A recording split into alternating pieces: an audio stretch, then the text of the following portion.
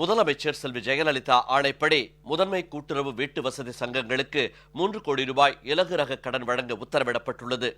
முதலமைச்சர் செல்வி ஜெயலலிதா ஆணைக்கிணங்க முதன்மை கூட்டுறவு வீட்டு வசதி சங்கங்களை மேற்படுத்தும் வகையில் 10 முதன்மை கூட்டுறவு வீட்டு வசதி சங்கங்களுக்கு கலைப்பு நிதியிலிருந்து தலா 30 லட்சம் ரூபாய் இலகு ரக கடன் சிறப்பு காசு கடனுக்கான அனுமதி உத்தரவை வீட்டு வசதி மற்றும் நகர்ப்புற வளர்ச்சித்துறை அமைச்சர் திரு உடுமலை கே ராதாகிருஷ்ணன் இன்று வழங்கினார்.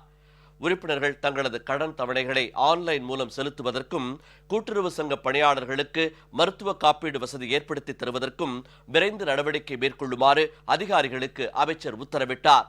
இந்த கூட்டத்தில் வீட்டு வசதி மற்றும் நகர்ப்புற வளர்ச்சித்துறை செயலாளர் உள்ளிட்ட அதிகாரிகள் பங்கேற்றனர். இலகு ரக கடன் சிறப்பு காசு கடனுக்கான அனுமதி உத்தரவை பெற்றுக்கொண்ட பயனாளிகள் முதலமைச்சர் செல்வி ஜெயலலிதாவுக்கு தங்கள் நெஞ்சார்ந்த நன்றியை தெரிவித்துக் கொண்டனர். மாண்புமிகு புரட்சித் தலைவி அம்மா அவர்கள் கூட்டுறவு வீடு சங்கத்தின் சார்பில் 30 லட்சம் ரூபாய் கடனாக வழங்கியுள்ளார்கள். இந்த கடன் மூலம் பொதுமக்களுக்கும் ஏழை எளியோர்களுக்கும் பயன்படும். மாண்புமிகு முதலமைச்சர் அவர்களுக்கு கோடான கோடி நன்றி தெரிவித்துக் கொள்கின்றேன். மாண்புமிகு அம்மா அவர்களினுடைய ஆணைக்கிணங்க எங்களோட சங்கத்தை வளர்ச்சிப்படுத்தணும் அப்படிங்கிறதுக்காக 30 லட்சம் ரூபாய் எங்களுக்கு கடனாக கொடுத்துருக்குறாங்க. இணையத்தின் மூலமாக கடனாக கொடுத்துருக்குறாங்க.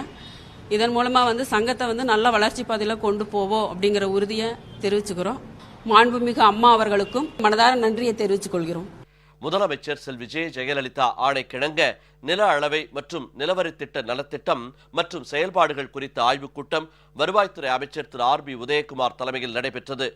இந்த கூட்டத்தில் வருவாய்த்துறை செயலர், நில அளவை மற்றும் நிலவரி திட்ட முதன்மை செயலர் மற்றும் ஆணையர் உள்ளிட்ட துறை அதிகாரிகள் கலந்து கொண்டனர்.